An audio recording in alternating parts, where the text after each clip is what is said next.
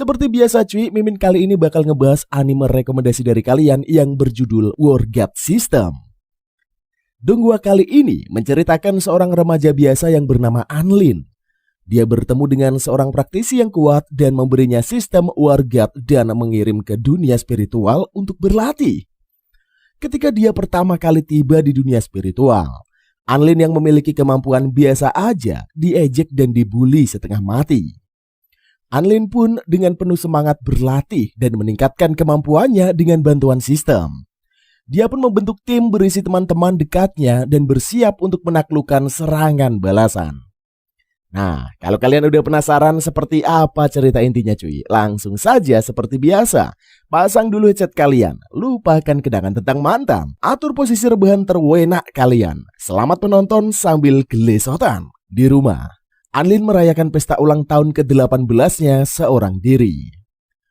Tiba-tiba listrik padam dan sesosok bayangan berdiri di depan pintu. Anlin bergegas mengambil kertas mantra pengusir setan. Ia menggunakan kemampuan mata batinnya.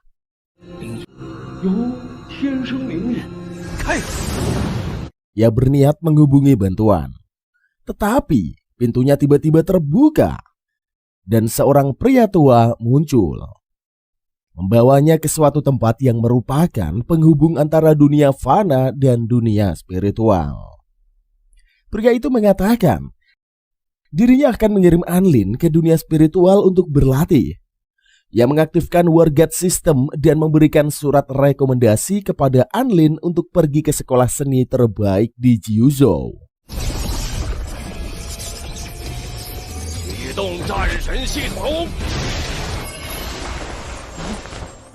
Setelah pria itu pergi, Anlin mendadak bersemangat dan tidak sabar menuju dunia spiritual. Peri sistem kemudian muncul, memberitahu keberadaan seseorang ras manusia yang terjebak di saluran transmisi ruang. Anlin kemudian menyelamatkan manusia tersebut dan berkenalan dengan seorang gadis bernama Su Xiaolan.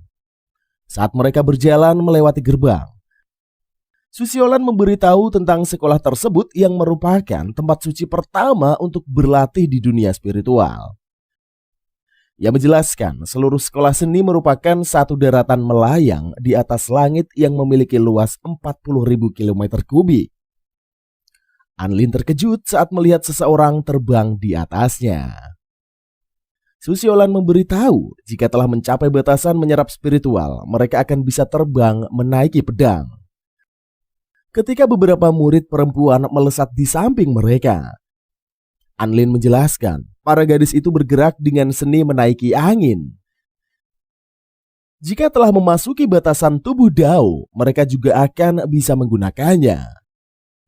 Keduanya kemudian berkumpul bersama para murid lain untuk mengikuti tes penentuan kelas, di mana mereka diharuskan mengusap cermin yang akan menampilkan nilai. Su Xiaolan memberitahu 10.000 murid akan dibagi ke dalam 100 tingkatan kelas. Anlin merasa akan sangat sulit untuk bisa berada di kelas yang sama dengan Xiaolan. Namun Su Xiaolan menyatakan bahwa mereka pasti akan satu kelas. Murid pertama bernama Weiji ditempatkan di kelas 1 tingkat 9 yang mengejutkan semua orang. Kemudian murid berikutnya bernama Xuan Yuan Cheng maju, menyerahkan surat rekomendasi dewa. Su Xiaolan memberitahu orang yang mendapatkan surat tersebut adalah jenius yang sesungguhnya. Setelah Xuan Yuan, Su Xiaolan maju dan ditempatkan di kelas 1 tingkat 9. Saat Anlin maju, ia tidak yakin akan bisa mencapai tingkat 9 mengingat selama ini dirinya tidak pernah berlatih. Ia mengeluarkan surat rekomendasi dan semua orang terkejut ketika mengetahui Lo Daojunlah yang memberikan surat itu. Salah satu guru bernama Ming Yuan mengungkapkan bahwa dirinya melihat sebuah keajaiban yang diciptakan Anlin. Semua murid mendadak heboh dan menyerukan nama Anlin. Dengan percaya diri, Anlin menyentuh batu dewa.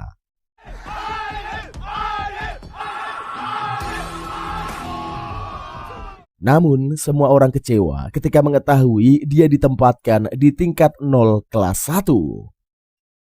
Para murid kesal dan menyebut Anlin menggunakan orang dalam untuk mendapatkan surat rekomendasi dari Lu Daojun.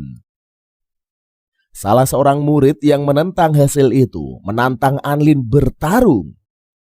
Namun, mengetahui bahwa Anlin tidak pernah berlatih, Susyolan membawanya kabur menuju asrama. Malam harinya, Anlin selesai berlatih dan berhasil naik ke tingkat 3. Ia berniat menemui Susyolan. Namun tiba-tiba, seseorang menyerangnya. Anlin menyadari serangan yang diterjangkannya ke arahnya.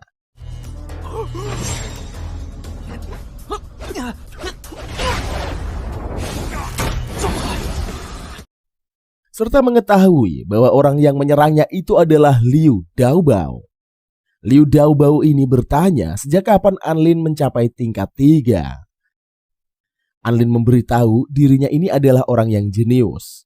Dalam 2 hari lagi, pasti ia sudah mencapai batasan menyerap spiritual. Ketika Liu Daobao mengeluarkan kertas jimat, peri sistem menyuruh Anlin menggunakan fisik surga dan neraka untuk menyerap energi jimat ke dalam C-nya. Namun Susyolan datang lebih dulu menyelamatkan Anlin. Ketika suara Liu Daobao terdengar dari arah lain, keduanya bingung dengan laki-laki yang sedang mereka hadapi. Laki-laki tersebut menyerang Anlin dan melarikan diri. Susyolan panik saat melihat Anlin kesakitan dan mengajaknya pergi ke rumah sakit. Tetapi Anlin ternyata hanya berpura-pura dan memberitahu bahwa dirinya ini hampir mencapai tingkat 4.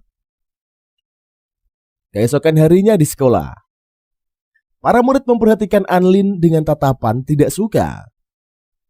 Sejak rumor yang menyebutnya sebagai pengguna orang dalam tersebar, dirinya langsung menjadi musuh semua sekte yang ada di sekolah. Anlin menggunakan seni cermin dewa tingkat dasar untuk mendengar apa yang murid-murid tersebut bicarakan tentang dirinya. Ia kesal mengetahui Susyolan ikut menjadi bahan pembicaraan mereka. Di kelas meditasi, Anlin terkejut mengetahui guru yang akan mengajar mereka ini adalah sebuah pohon bernama Cangking. Ia terpesona ketika melihat murid perempuan bernama Sukian Yun yang baru saja masuk. Setelah semuanya berkumpul, Cangking menyapa mereka dan mengirim sebuah sinar agar para murid dapat mencapai kesadaran. Anlin terkejut mengetahui hanya itu yang diajarkan Cangking dalam kelas meditasi. Namun saat melihat para murid, ia memperhatikan mereka semua yang sedang berfokus bermeditasi. Di kelas berpedang, Anlin lagi-lagi dibuat kaget ketika mengetahui gurunya adalah sebuah pedang yang disebut Susyolan sebagai dewa bernama Ling Xiao. Anlin menanyakan wujud manusia Ling Xiao, mengingat dirinya akan kesulitan jika harus belajar hanya dari sebilah pedang. Ling Xiao menyapa para murid dan memberitahu bahwa dirinya sedang bertarung di Silongzhou, sehingga ia akan menyalurkan prinsip pedang darah besinya agar bisa mencapai kesadaran. Anlin memperhatikan para murid dan melihat semuanya masih sama seperti di kelas meditasi. Di kelas membuat obat, kali ini yang menjadi guru adalah bola api. Kemudian di kelas pandai besi yang menjadi guru adalah sebuah palu. Anlin merasa terselamatkan ketika melihat Yue Ying yang masuk sebagai guru di kelas dunia fana. Yue Ying memberikan ponsel keluaran terbaru kepada masing-masing murid yang telah terinstal berbagai macam aplikasi, serta menyuruh mereka bermain ponsel selama 1 jam. Anlin heran melihat para murid-murid lain yang malah sibuk belanja online, bermain game, dan menonton film. Di kelas numerologi, Anlin senang akhirnya mendengar penjelasan dari Ming Yuan yang membuatnya merasa seperti benar-benar belajar. Namun di akhir penjelasan, Ming Yuan meminta semua murid tidur dan mereka akan menganalisa mimpi di pertemuan berikutnya. Ketika Anlin terbangun, pelajaran telah berganti menjadi kelas sihir. Susyolan memberitahu Yue Ying berniat mengadakan latihan tanding sihir. Yue Ying memanggil Xuan Yuan Cheng maju ke depan dan menunjuk Anlin sebagai lawan.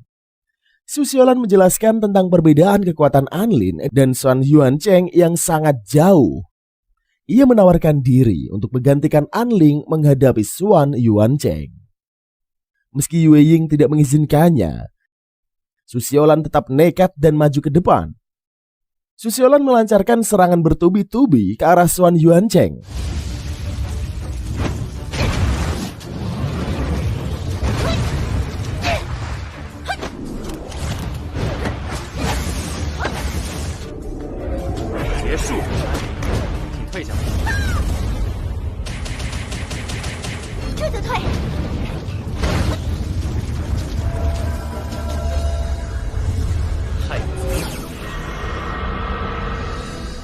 Yue Ying terkejut melihat batasan Tao yang dimiliki oleh Anlin, mengingat hal tersebut seharusnya hanya dimiliki oleh batasan menyerap spiritual.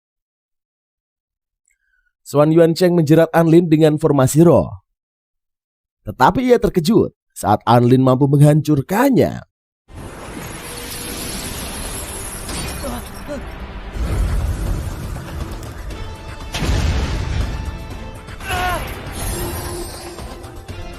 Susiolan menyadari bahwa Anlin baru saja mencapai tingkat 4. Para murid yang lain bertanya-tanya bagaimana Anlin dapat naik ke tingkat 4 hanya dalam satu malam. Xuan Chen mengakui kekalahannya dan kembali ke tempat duduk. Setelah kelas dibubarkan, Xuan Yuancheng mendatangi Anlin dan Su Xiaolan. Ia mengatakan bahwa keduanya memiliki potensi yang besar. Anlin mengatakan bahwa dirinya membutuhkan bantuan Xuan Yuancheng dan memintanya memberikan 130 buah batu roh. Su Xiaolan ini menjelaskan bahwa batu roh ini adalah mata uang di dunia spiritual. Anlin baru meminta maaf menyadari dirinya tidak mengetahui hal itu. Xuan Yuancheng memberikan sebuah cincin seharga 5.000 batu roh dan mengetahui bahwa Anlin adalah seorang penggemar militer. Ia menanyakan tentang forum Tie Zai Sao. Anlin langsung bersemangat dan terkejut saat mengetahui ID Xuan Yuancheng yang dikenalinya sebagai wakil webmaster. Xuan Yuancheng mengundang Anlin datang ke tempatnya lain waktu untuk menonton film perang bersama. Su Qianyun kemudian datang, mengungkapkan ketertarikannya dengan dunia fana. Anlin dengan senang hati menerima gadis itu sebagai teman. Di asrama, Anlin mengetes kekuatannya yang telah berhasil mencapai tingkat 7. Ia terkejut dan merasa sangat senang kemampuannya telah berkembang pesat. Anlin meminta peri sistem menunjukkan peta dan berita tentang pertarungan bebas. Ia diberitahu tentang pertarungan bebas di hutan Qiangfeng. Namun saat mengeceknya, Anlin kecewa mengetahui dengan kekuatannya saat ini ia berada di peringkat 29.653. Anlin meminta peri sistem membuka halaman tugas. Ia bertekad melakukan cara apapun meningkatkan kekuatannya. Para sistem memberitahu untuk naik ke tingkat berikutnya, Anlin harus mengalahkan lawan dengan tingkat 9. Karena Anlin telah mencapai tingkat 7, ia bisa mengaktifkan tugas jurus dan perlu memakan roh gunung untuk bisa mempelajari tingkat dewa pukulan penggetar gunung.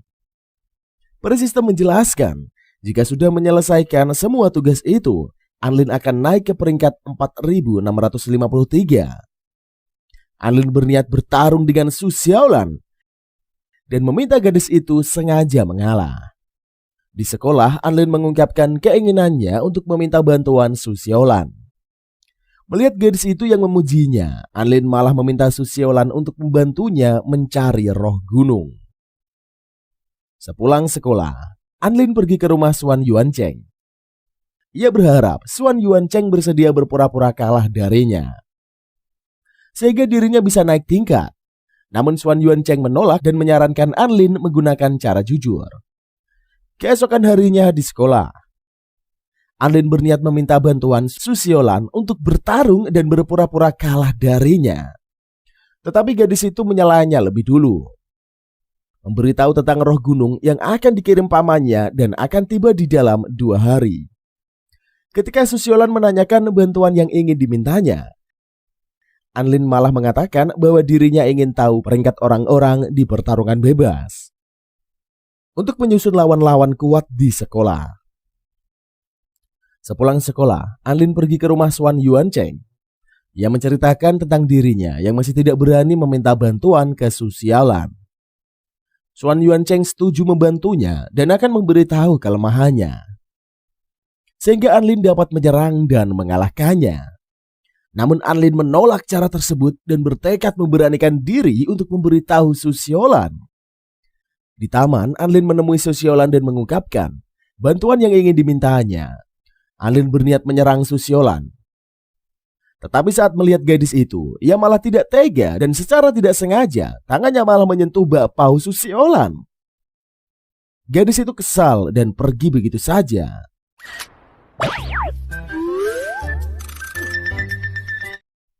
Di rumahnya, Xuan Yuancheng mencoba menghibur Anlin yang menangis, menyesali kebodohannya atas apa yang terjadi. Malam harinya, saat Anlin berniat menemui Su Xiaolan untuk meminta maaf, perutnya mendadak sakit akibat roh gunung yang dimakannya. Peri sistem memberitahu setelah 13 hari sakit perut Anlin berakhir, dia akan berhasil mempelajari pukulan penggetar gunung. Namun Anlin panik mengingat pertarungan bebas yang akan diadakan 10 hari lagi. Sementara itu Su Xiaolan menunggu Anlin datang untuk meminta maaf.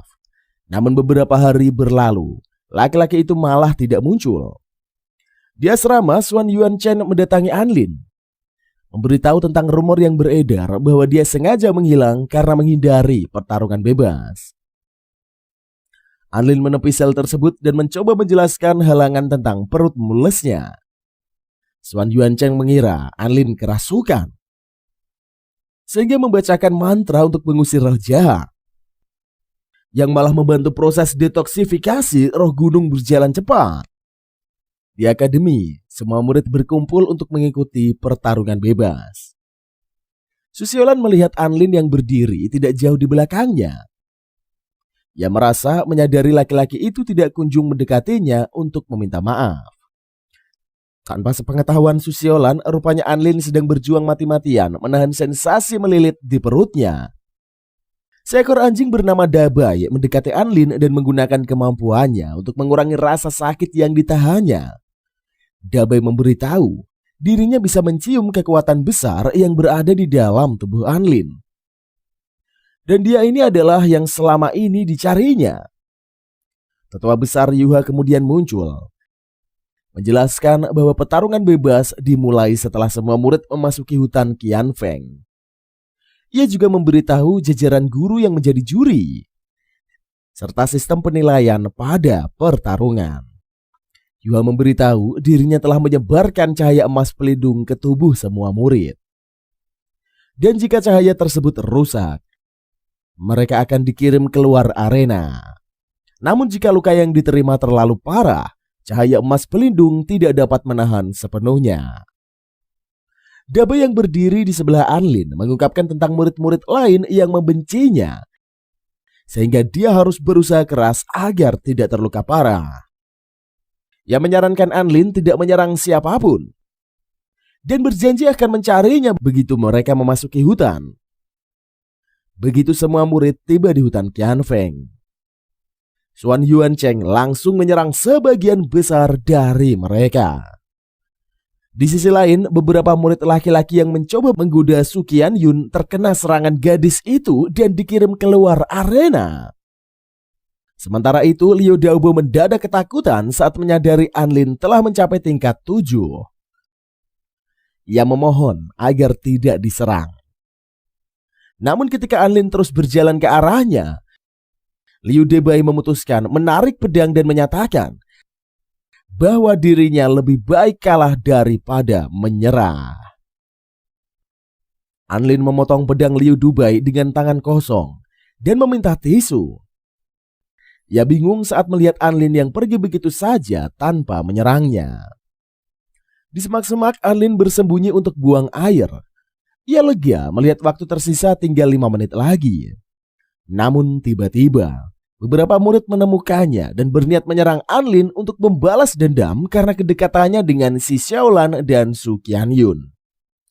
Anlin panik dan meminta mereka menunggu 5 menit lagi.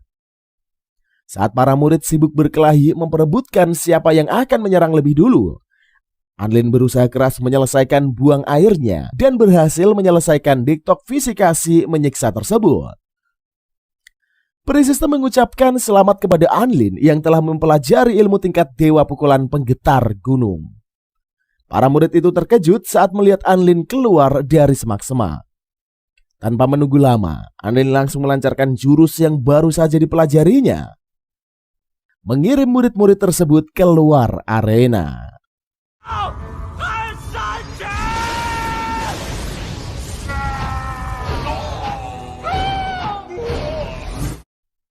Liu Daobo mendatangi Anlin dan mengajaknya ke tempat persembunyian para murid lemah. Ia mengungkapkan tentang sikap baik Anlin yang tidak pernah menindas para murid lemah dan ingin memintanya mengalahkan mereka secara cuma-cuma agar bisa keluar dari arena. Anlin dengan senang hati melakukannya dan langsung melancarkan pukulan lembut untuk mengalahkan mereka.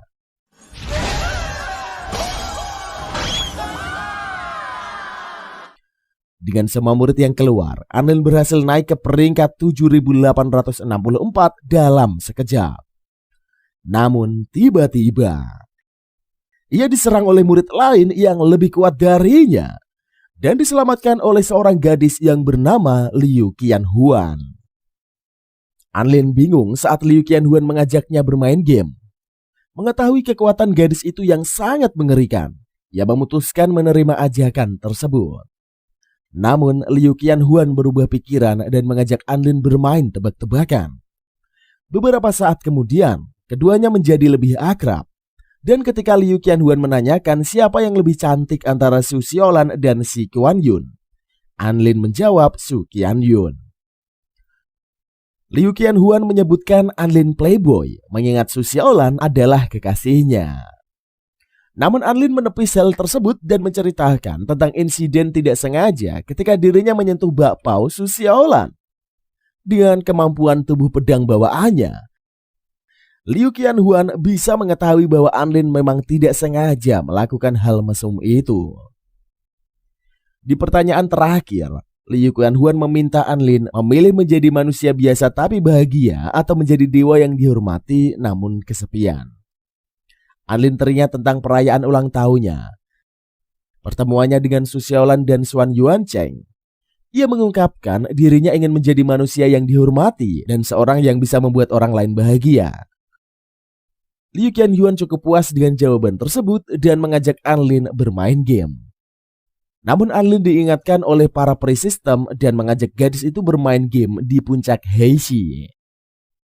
Sementara itu, Su Xiaolan menggunakan kompasnya untuk mengetahui lokasi Anlin. Ia bertemu dengan Dabai dan diberitahu tentang kondisi sakit perut Anlin. Su Xiaolan menyadari bahwa alasan Anlin tidak mendekatinya bukan karena tidak ingin meminta maaf, namun karena laki-laki itu tidak ingin menyulitkannya. Di puncak Heishi, Anlin bertemu dengan seorang murid laki-laki bernama Chen Chen. Ketika Chen Chen pergi, ia menanyakan tentang laki-laki tersebut kepada Liu Qianhuan. Tapi Anlin bingung saat menyadari gadis itu tidak memiliki siapapun di sana. Beberapa saat kemudian, keduanya bermain game hingga larut malam. Liu Qianhuan mengungkapkan setelah tidak menjadi praktisioner, ia ingin membuka perusahaan game di dunia fana dan meminta Anlin menjadi manajer. Anlin dengan senang hati menerimanya dan akan menunggu Liu Qianhuan. Ketika Liu Qianhuan mengklaim bahwa semua yang diungkapkan Anlin saat mereka tiba di puncak Heishi adalah kebohongan, Anlin mencoba menjelaskan bahwa aura yang dilihat gadis itu adalah bagian dari latihannya. Ia mengakui bahwa dirinya diam-diam berlatih selama mereka bermain game untuk mengalahkan Liu Qianhuan. Gadis itu mengeluarkan senjatanya dan bersiap menghadapi Anlin. Liu Qianhuan menyatakan, meski apa yang telah dikatakan Anlin adalah kebohongan, ia merasa bahagia. Liu Qianhuan merenungkan niatnya yang menyerang Anlin. Namun tiba-tiba, jurus Dewa Teratai Tanah yang telah selesai dipelajari Anlin aktif dengan sendirinya, serta tanpa sengaja menyerang Liu Qianhuan. Gadis itu kesal dan mengarahkan pedang ke leher Anlin. Ia mencoba menjelaskan bahwa dirinya tidak sengaja menggunakan kekuatannya, Dengan kemampuannya, Liu Qianhuan mengetahui bahwa Anlin tidak berbohong. Anlin menjelaskan apa yang terjadi dan menunjukkan roh gunung yang dimakannya. Ia ingin membuktikan pernyataan Anlin. Liu Qianhuan pun memakan roh gunung tersebut dan langsung mules. Anlin menggunakan jurus dewa teratai tanah untuk mengurangi rasa sakit di perut gadis itu.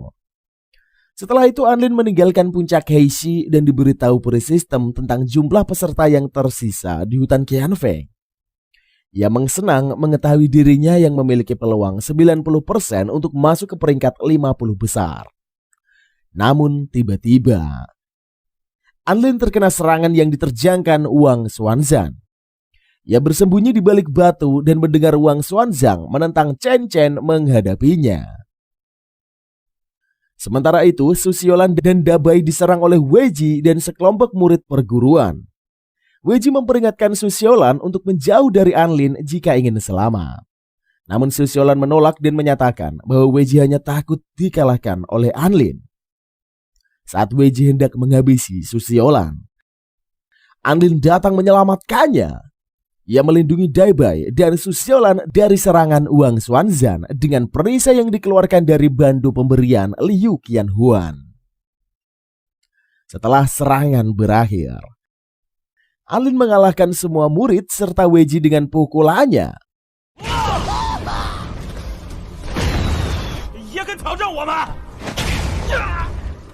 Dan berhasil naik ke tingkat 9. Anlin menjelaskan tentang sakit perut yang dialaminya dan meminta maaf tentang insiden tempo hari kepada Su Xiaolan. Di atas langit, Wang Xuanzan mengancam akan menghancurkan hutan Qianfeng jika Chen Chen tidak segera keluar dari persembunyian. Namun Su Qianyun datang, menyerangnya lebih dulu. Xuan Yuancheng bergabung dan menangkap Wang Xuanzan dengan formasi roh Tai Chi-nya. Ketika Wang Xuanzan mencoba melepaskan diri, Su Qianyun melancarkan serangan untuk melemahkannya. Xuan Yuancheng meminta semua murid yang masih berada di hutan Qianfeng membantunya menciptakan formasi besar Yin Yang semesta. Ia menghubungkan kekuatan mereka ke formasi yang ia ciptakan. Anlin, Su Xiaolan, dan semua murid segera menyalurkan kekuatan masing-masing kepada Xuan Yuancheng. Namun ternyata Wang Xuanzan mampu meloloskan diri dan menghancurkan formasi tersebut. Ia mengalahkan Xuan Yuancheng dan Su Qianyun, lalu berniat menyerang Anlin. Chen Chen kemudian muncul, menyelamatkan mereka dan menghalau serangan tersebut. Chen Chen menanyakan tentang jurus yang telah dipelajari Anlin. Namun Anlin tidak memahami jurus yang dimaksudkan Chen Chen. Setelah Chen Chen menghilang, peri sistem memberitahu peserta yang tersisa saat ini hanya Wang Xuanzuan. Ada pula Liu Qianhuan, Su Xiaolan, Anlin, dan Dabai. Dengan sedikitnya jumlah peserta, Anlin kecewa mengetahui peluangnya untuk memasuki peringkat 50 besar sangatlah kecil. Peri sistem memberitahu untuk bisa lolos Anlin harus mengalahkan Wang Xuanzan. Ia memanggil Wang Xuanzan untuk turun dan mengalahkan Su Xiaolan. Para murid yang berkumpul di luar arena kesal dengan hal yang dilakukan Anlin, mengingat Su Xiaolan masih dapat bertarung. Wang Xuanzan bisa merasakan aura Chen Chen yang tertinggal di tempat itu dan menanyakan keberadaannya. Anlin memberitahu bahwa Chen Chen baru saja pergi dan dirinya lah yang akan menggantikannya bertarung. Peri sistem memperingatkan pertarungan melawan Wang Xuanzan dapat mengancam nyawa. Ia menyarankan Anlin mempertimbangkannya kembali. Namun Anlin tetap maju dan bersiap menghadapi Wang Xuanzan. Saat Dabai berniat membantunya menahan Wang Xuanzan, Anlin mengirim anjing itu keluar arena dan memintanya untuk menunggu. Anlin melancarkan pukulan penggetar gunung ketika Wang Xuanzan mendekat. Peri sistem memberitahu bahwa Anlin baru saja mendapatkan paket pengalaman jurus jari penghancur surga. Anlin teringat dengan jurus yang digunakan Chen Chen sebelumnya. Saat ia menggunakan jurus tersebut, para murid di luar arena terkejut melihat layar yang tiba-tiba terputus. Mereka bertanya-tanya apa yang terjadi di pertarungan dan dikejutkan dengan kemunculan Huang Xuanzan di luar arena. Setelah pertarungan berakhir, Anlin yang mengeluarkan kekuatannya secara berlebihan pingsan selama 10 hari. Ia baru pulih ketika meminum pil sihir tingkat 2 yang diberikan Yuhua. Anlin mengetahui status sebelumnya sebagai pengguna orang dalam terkuat. Kini telah berganti menjadi murid terkuat dari seluruh sekte. 1 bulan kemudian, Yuhua mengumpulkan semua murid dan mengumumkan tentang segel menahan Zhen Yao di dunia fana yang dirusak oleh Raja Siluman. Ia mengutus Xuan Yuancheng, Su Xiaolan dan Anlin untuk menangkap Raja Siluman yang berhasil kabur dan memulihkan menara. Wei Ji kesal mengetahui bahwa seharusnya dirinya lah yang menjalankan misi itu. Tetapi karena kekalahannya, ia harus menerima posisinya yang telah digantikan oleh Anlin. Yuhua menunjuk Anlin sebagai ketua tim dan mempersilahkannya mengatakan sesuatu kepada para murid lain. Anlin menangkap spanduk yang dilempar Dabai dan mengumumkan bahwa dirinya akan membuka just tip tanpa imbalan bagi para murid yang ingin membeli sesuatu dari dunia fana. Saat Liu Qianhuang datang, Wei Ji senang mengira gadis itu akan menyerang Anlin. Namun ternyata Liu Qianhuan mengumumkan tentang klub game online. Ia mengajak mereka semua untuk mabar. Keesokan harinya, para murid berkumpul di aula untuk mengumpulkan daftar belanjaan yang ingin dibeli. Beberapa murid yang lain juga datang untuk bergabung dengan klub game online Liu Qianhuan. Wei Ji yang memperhatikan dari kejauhan mengakui kekalahannya dari Anlin, namun bertekad akan membalasnya. Saat Wei Ji menangis, peri sistem memberitahu hal tersebut dan menghadiahi Anlin sebuah jurus. Anlin bingung merasa dirinya tidak menyakiti siapapun. Sementara itu Xuan Yuancheng memperhatikan Liu Qianhuan yang sedang mengobrol dengan Anlin dan melihat Su Xiaolan yang menatap keduanya dengan mengkesal. Liu Qianhuan memberikan sebuah cincin untuk Anlin sebagai bayaran atas peralatan gaming yang ingin dibelinya. Setelah gadis itu pergi, Ning Yuan mendatangi Anlin dan memberitahu tentang barang yang ingin dibelinya. Namun saat mengetahui barang tersebut, Anlin langsung kabur dan mengajak Su Xiaolan bergegas.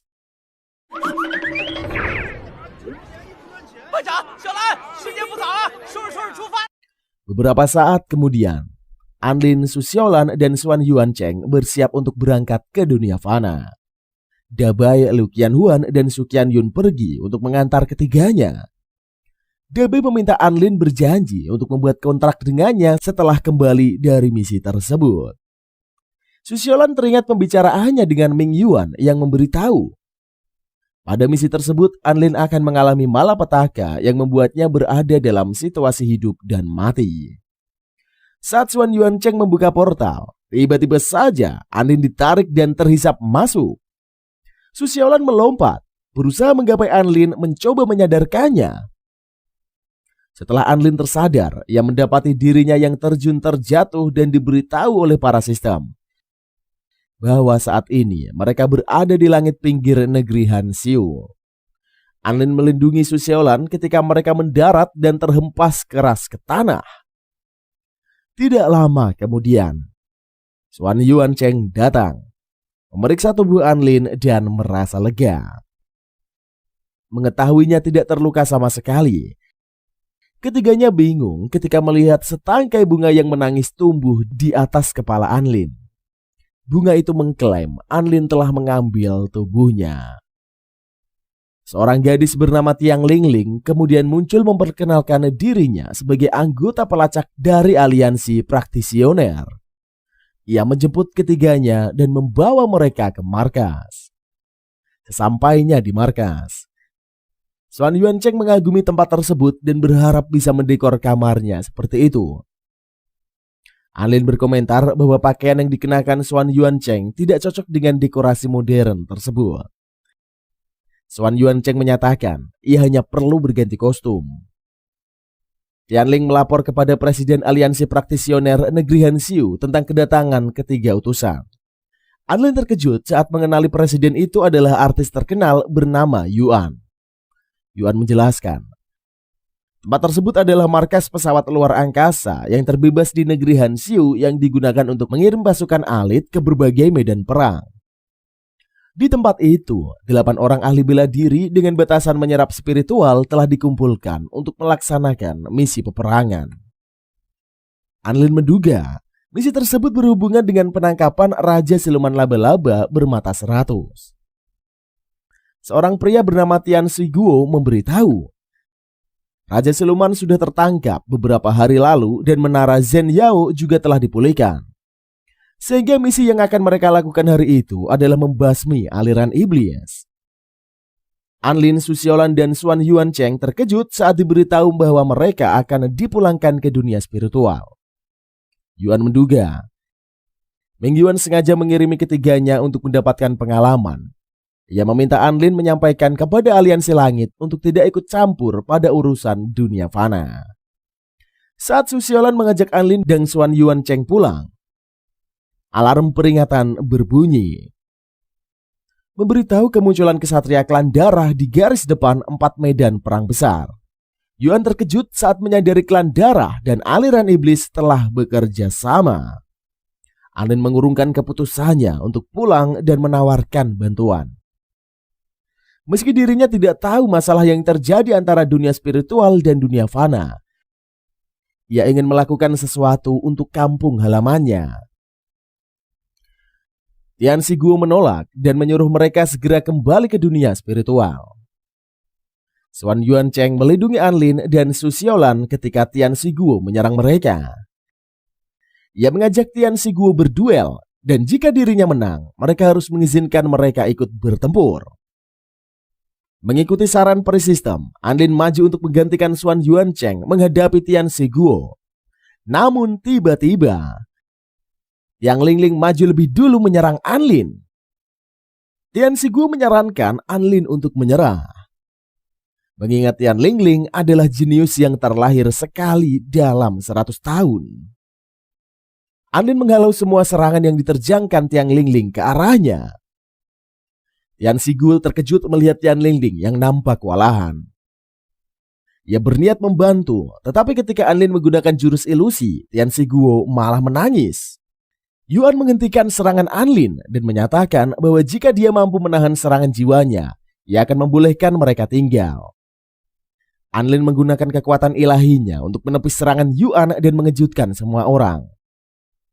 Dengan demikian, Yuan mengakui kekalahannya dan menerima mereka. Setelah berjalan melewati portal, Tian Lingling dan Anlin mendarat di medan perang keempat desa hantu. Tian Lingling menjelaskan mereka harus mencari tahu kondisi dan kekuatan musuh, sehingga yang lain dapat menyusun rencana. Ia memberitahu letak portal yang terhubung ke markas dan memperingatkan Anlin berhati-hati terhadap kabut penelan nyawa. Saat kabut mendekat, Tian Lingling mengirim informasi kepada markas dan mengajak Anlin kembali. Namun Anlin menghalau kabut tersebut dan memberitahu bahwa informasi yang disampaikan Tian Lingling ke markas tidak sesuai. Setelah memeriksa ke dalam kabut dan menggunakan jurus yang membuat musuh menangis, Anlin menjelaskan tentang tingkatan lawan yang akan mereka hadapi dan menyarankan Tian Lingling menunggu bala bantuan datang. Keduanya bersembunyi di balik batu dan saat mendengar cerita tentang hal yang dilakukan Anlin, Tian Lingling cukup takjub dengan kemampuannya. Anlin memberitahu dirinya adalah manusia biasa dan meminta Tian Lingling memberitahu kepada Tian Siguo agar berhenti menjodohkan mereka. Di markas Susiolan dan Xuan Yuancheng meminta Tian Siguo mengirim mereka pergi untuk membantu Anlin. Namun Tian Siguo menolak dan mengatakan bahwa batasan kekuatan keduanya tidak akan mampu menghadapi musuh yang berada di tingkat menyerap spiritual. Saat Yuan meminta 2 orang ahli dari Gunung Longhu berangkat ke medan perang keempat, Susiolan bersikeras untuk ikut. Susiolan menjelaskan bahwa Anlin berada dalam bahaya. Memutuskan mempercayai Susiolan, Xuan Yuancheng menyatakan bahwa mereka akan pergi dan akan bertanggung jawab atas apa yang terjadi. Setelah keduanya memasuki portal, alarm kembali berbunyi. memberitahu tentang laporan dari medan perang pertama dan kedua yang mendeteksi musuh misterius dengan batasan tak teridentifikasi. Tian Sigu menanyakan tentang laporan dari medan perang ketiga dan diberitahu bahwa mereka menerima sebuah foto sebelum kontak terputus. Saat melihat foto tersebut, Tian Sigu terkejut. Yuan meminta divisi informasi segera memberitahu aliansi langit bahwa klan sayap hitam telah menginvasi dunia fana. Ketika portal menuju medan perang ketiga telah dibuka, salah satu dari mereka berjalan memasukinya. Namun Tian Sigu menyadari sesuatu yang aneh dan saat menariknya keluar, wajah laki-laki itu telah terbakar. Klan sayap hitam menerobos masuk ke markas, menyerang semua orang dan berniat menjadikan mereka sebagai pengorbanan untuk ritualnya. Di medan perang keempat, Tian Lingling memperhatikan tangisan musuh yang masih belum berhenti dan mengajak Anlin menyerang. Namun Anlin menahannya, serta memberitahu bahwa bala bantuan telah datang. Su Xiaolan dan Xuan Yuancheng tiba di lokasi, bergabung dengan Anlin dan Tian Lingling. Anlin menanyakan bagaimana Su Xiaolan mengetahui bahwa dirinya berada dalam bahaya. Su Xiaolan berniat menceritakan tentang pembicaraannya dengan Ming Yuan. Tetapi alarm Tian Lingling berbunyi, memberitahu bahwa medan perang kedua membutuhkan bantuan. Anlin mencoba menghubungi markas pusat dan mendapati bahwa semua komunikasi telah terputus. Tian Lingling mendadak panik, mengetahui bahwa sesuatu yang buruk telah terjadi. Ia meminta ketiganya untuk pergi, mengingat masalah yang terjadi di dunia fana tidak berhubungan dengan mereka. Namun ketiganya menolak dan memutuskan bertarung bersama Tian Lingling. Anlin menyadari musuh telah berhenti menangis. Saat ia mengintip, tiba-tiba saja musuh menerjang dan menangkapnya. Xuan Yuancheng melancarkan serangan dan berhasil mendapatkan Anlin kembali. Tian Lingling berniat membantu, tetapi dirinya terkena serangan. Su Xiaolan dan Xuan Yuancheng berusaha menahan musuh dan terus melancarkan serangan tanpa henti. Ketiganya terkejut saat sebuah portal muncul di belakang Anlin dan menghisapnya. Peri sistem menampar-nampar Anlin, menyuruhnya segera bangun. Ia mengingatkan tentang cincin yang diberikan Liu Qianhuan dan saat menggunakan kekuatan itu, sebuah ledakan dahsyat terjadi. Xuan Yuancheng, Su Xiaolan, Tian Lingling bergabung dengan Liu Qianhuan dan Anlin berhadapan dengan raja kebenaran ketiga dari klan sayap hitam yang bernama An Ye. Xuan Yuancheng menanyakan tujuan An Ye datang ke dunia fana dan mengingatkan tentang konflik antar ras yang kemungkinan terjadi. Anlin menuntut An Ye membebaskan para sandera yang ditangkapnya dan menyarankannya untuk menyerah. Sebuah portal tiba-tiba muncul dengan tangan Anlin yang menembus melalui portal, yang nyaris mencelakai Liu Qianhuan. Jika bunga yang tumbuh di kepala Anlin tidak menyelamatkannya, dengan kekuatannya An Ye memunculkan pedang dewa Sheng Xie. Ia memberitahu bahwa dirinya datang ke dunia fana untuk membunuh Anlin dengan 3 senjata dewa. Dan pedang tersebut adalah senjata pertama yang akan digunakannya. Saat An Ye mengayunkan pedangnya, pedang milik Su Xiaolan dan Xuan Yuancheng bercahaya. Peri sistem memberitahu bahwa pedang Sheng Xie dapat merusak hukum yang ada dan menghancurkannya. An Ye mengeluarkan senjata kedua, yaitu paku penembus dimensi, dan melesatkannya mengenai Anlin. Ia menusukkan pedang Sheng Xie sesaat Anlin dipindahkan ke depannya. Xuan Yuancheng, Su Xiaolan, Tian Lingling, dan Liu Qianhuan mencoba menyerang An Ye. Namun, keempatnya dijatuhkan dan Su Xiaolan panik mengetahui roh pada senjatanya telah menghilang. An Ye mengeluarkan papan pembunuh bintang surgawi yang merupakan senjata ketiga, dan saat melemparkannya ke langit, ia memberitahu bahwa kekuatan senjata itu dapat menghancurkan sebuah bintang. Liu Qianhuan menuntut penjelasan dari An Ye mengapa dia bersikeras membunuh Anlin. An Ye memberitahu bahwa dewa memintanya untuk menghabisi dia yang bukan dari dunia tersebut. Sementara itu, sistem memunculkan pilihan untuk Anlin mendapatkan kekuatan tak terbatas dengan mengorbankan 1/5 umurnya. Anlin berniat menyetujui pilihan tersebut. Tetapi sesosok peri muncul melarangnya mengambil pilihan itu. Di dunia lautan Qi, peri sistem memberitahu pedang Zheng Xie sedang memutus hubungan antara dirinya dan Anlin. Ia mengatakan bahwa mereka akan bersama-sama merasakan sakit yang luar biasa. Peri sistem mengatakan bahwa target dari penyerangan tersebut adalah dirinya. Ia meminta maaf karena telah melibatkan Anlin. Saat Anlin berniat mendekat, peri sistem melarangnya karena ia tidak ingin Anlin terperangkap ke dalam malapetaka. Peri itu mengungkapkan bahwa dirinya berasal dari dunia lain yang telah kehilangan Anlin. Ia memperkenalkan dirinya dengan nama Tina dan menjelaskan bahwa dalam malapetaka surgawi di masa depan, mereka kehilangan semuanya termasuk Anlin. Dan untuk mencegah hal tersebut, Tina menggunakan seluruh kekuatannya untuk datang ke tempat itu dan menulis ulang takdir agar Anlin tetap hidup. Akhirnya dengan bantuan kekuatan terakhir Tina, Anlin menghancurkan mantra yang memperangkap mereka dan berhasil menghilangkan malapetaka. Yuan dan semua sandera juga sudah diselamatkan dan Anye telah ditangkap. Di Silonzhou, seseorang gadis yang merupakan putri dari ketua aliansi langit bernama Tian Yu sedang membuat lukisan bangau ketika pantulannya dengan wujud yang sedikit berbeda. Menyatakan keinginannya untuk menggambar lebih dulu. Keduanya membahas tentang keberadaan mereka di Silonzhou yang telah diasingkan selama 1000 tahun. Tiba-tiba, ledakan dahsyat terjadi. Tian Yu memberitahu bahwa kesempatan mereka untuk keluar dari Silonzhou telah tersegel di dalam kuasnya. Tian Yu mengungkapkan jika mereka menjadi dewa di suatu hari 1 tahun dari sekarang, mereka akan melakukan jasa tak ternilai yang bisa menghancurkan aliansi langit. Ia menghalau bayangannya pergi dan merenungkan bahwa hal tersebut adalah satu-satunya cara untuk menyenangkan jiwa ibunya yang telah berada di surga. 1 tahun kemudian, di tanah Silonzhou yang terjadi peperangan besar antara ras siluman dengan ras manusia dan aliansi langit, di mana pemenang peperangan tersebut berhak menguasai tanah Silonzhou selama 1000 tahun. Sementara itu di atas langit, Raja Senfu menemui Raja Bintang Zenchi.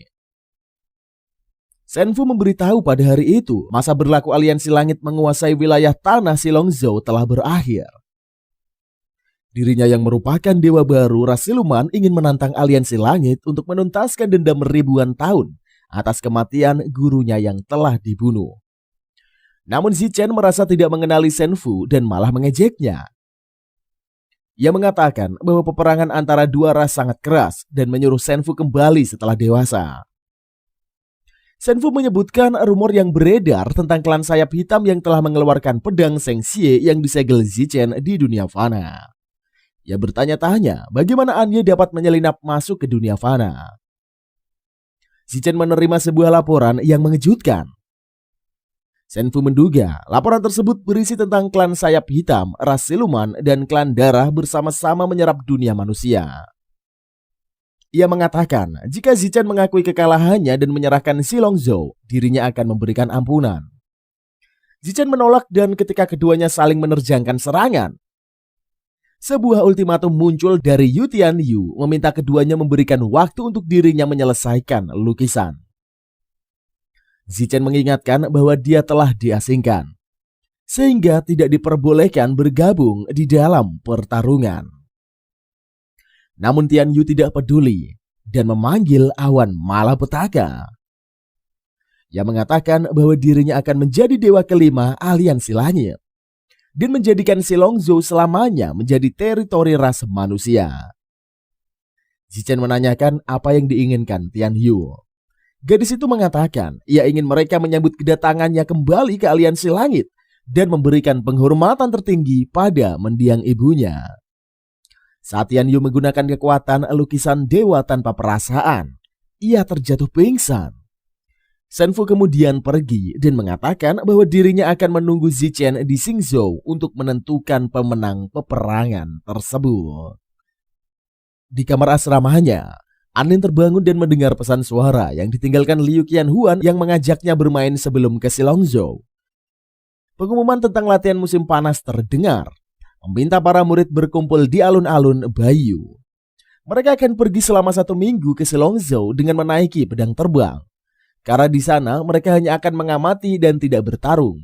Para murid diminta tidak membawa barang bawaan berlebihan. Anlin mengeluarkan semua harta yang dimilikinya dan berencana memberikan hadiah kepada Xuan Yuancheng dan yang lain.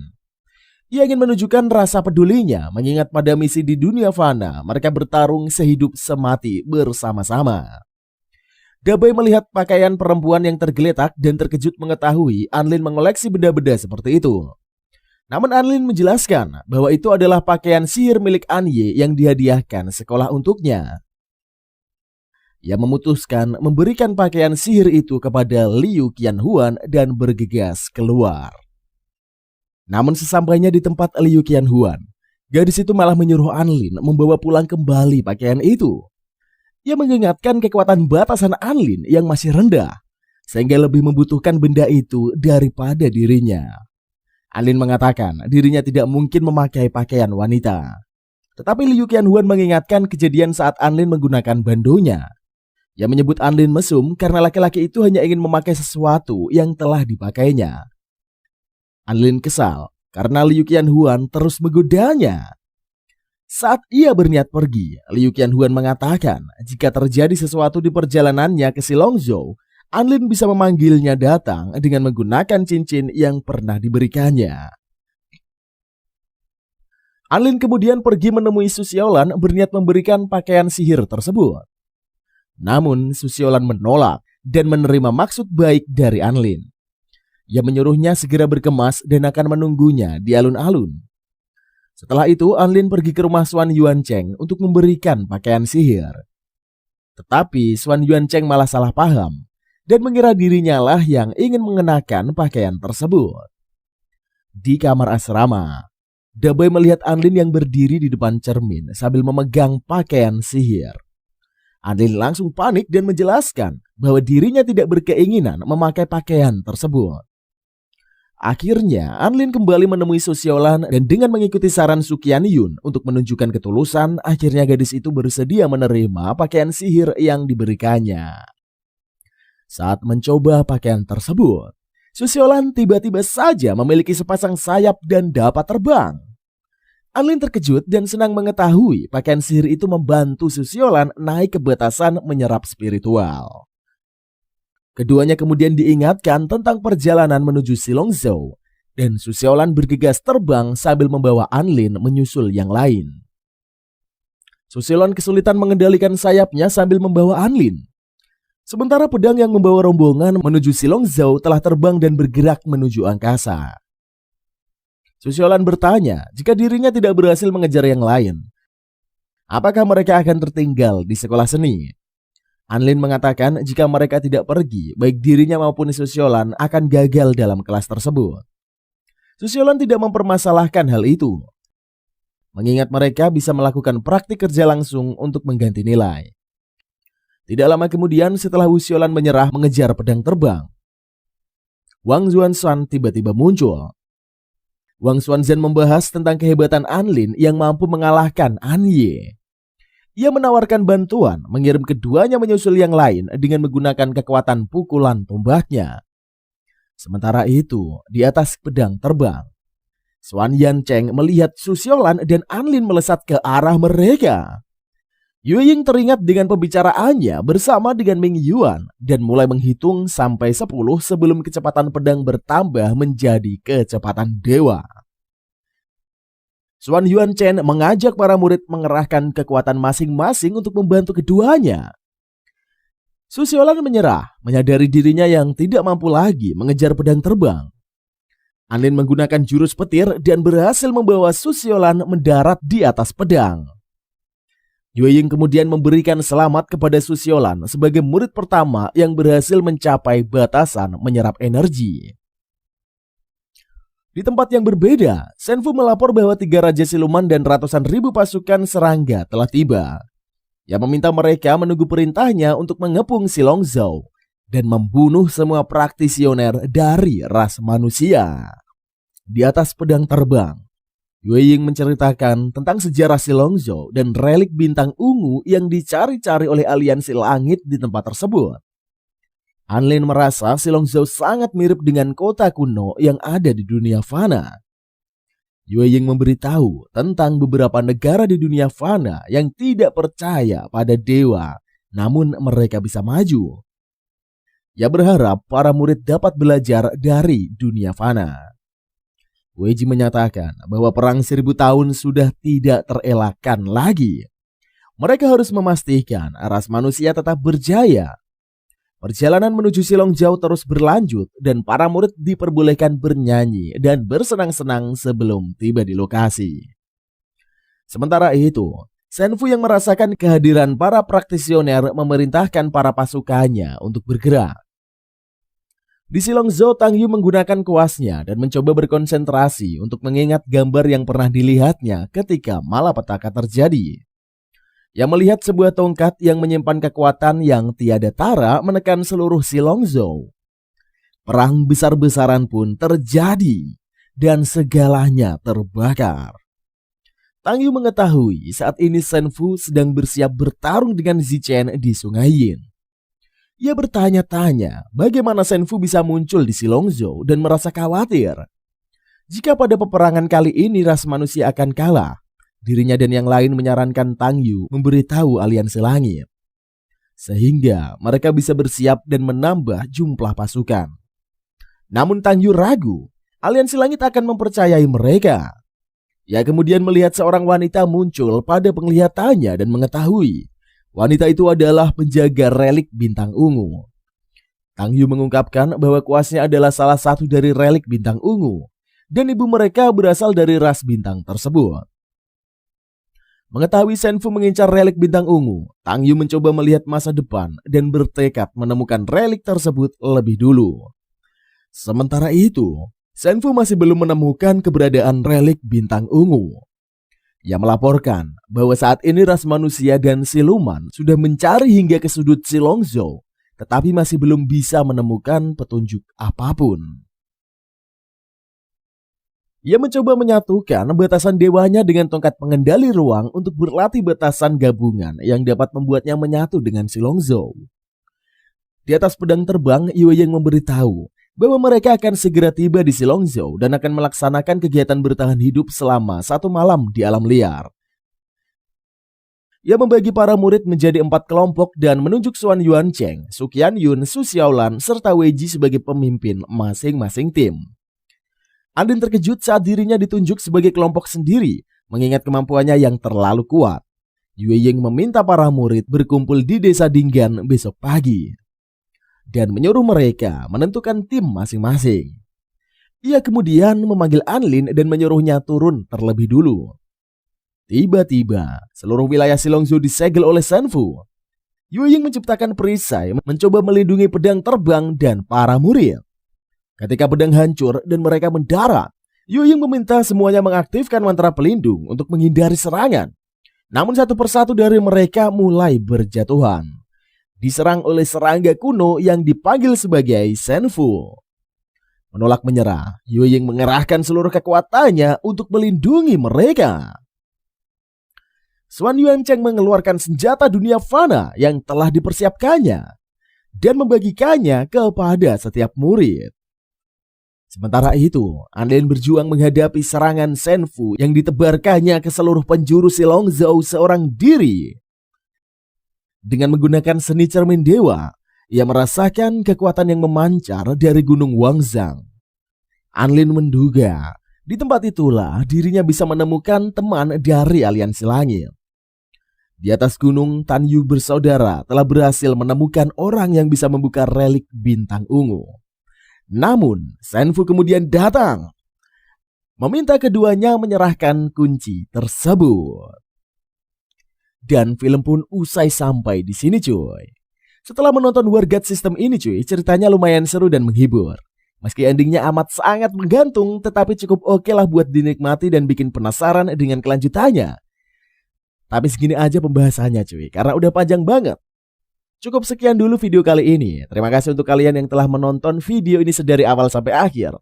Buat yang penasaran bagaimana kelanjutannya, pasti akan segera kita lanjutkan, kita bahas sampai tuntas. Pastinya masih bersama Mang OP hanya di channel ABP yang bakal menghibur kalian semua setiap harinya. Oke lah, Jangan lupa like, comment, and subscribe. Share juga ke teman-teman kalian biar kita lebih semangat lagi untuk menghibur kalian semua. See you in the next video and bye-bye.